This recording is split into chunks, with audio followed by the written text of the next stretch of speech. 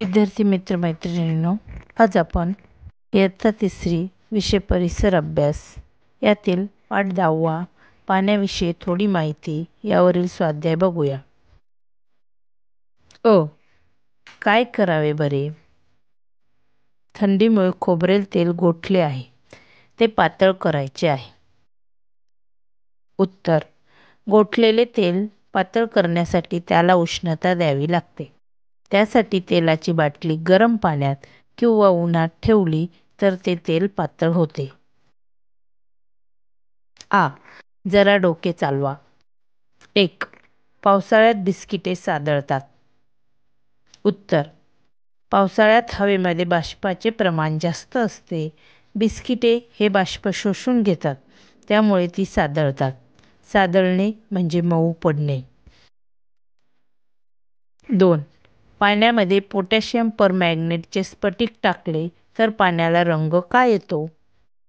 उत्तर: पोटॅशियम परमॅंगनेटचे जांभळ्या रंगाचे स्फटिक पाण्यात विरघळतात, त्यामुळे पाण्याला रंग येतो.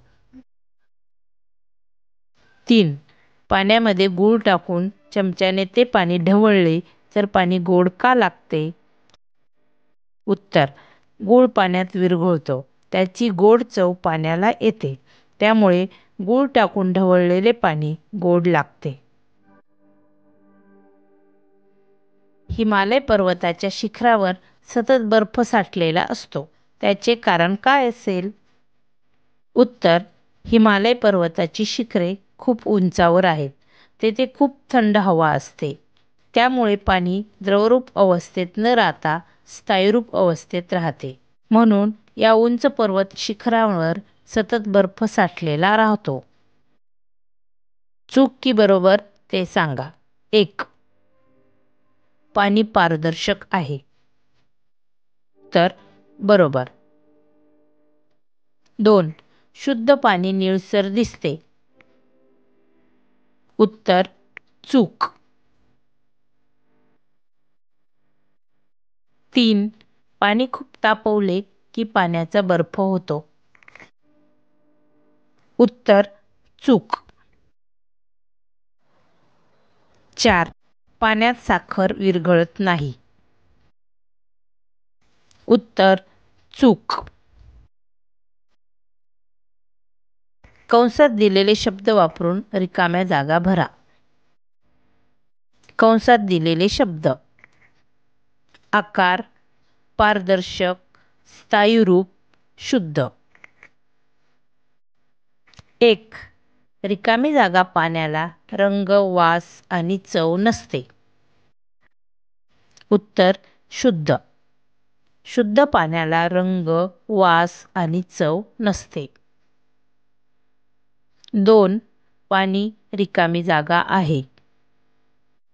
उत्तर: पारदर्शक.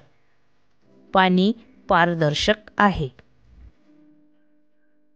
3. पाण्याला स्वतःचा रिकामी जागा नसतो. उत्तर: आकार. पाण्याला स्वतःचा आकार नसतो. 4. बर्फ पाण्याचे रिकामी जागा आहे. उत्तर: स्थायीरूप. बर्फ पाण्याचे स्थायीरूप आहे. का ते सांगा. 1. पाण्यात खिळा पडलेला आपल्याला दिसतो.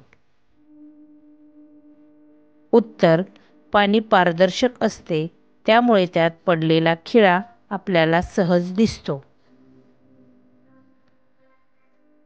2. पाण्यात साखर घालून पाणी ढवळले की साखर दिसेनाशी होते. उत्तर: साखर पाण्यात पूर्णपणे विरघळते, त्यामुळे साखर पाण्यात घालून ढवळल्यावर ती दिसेनाशी होते.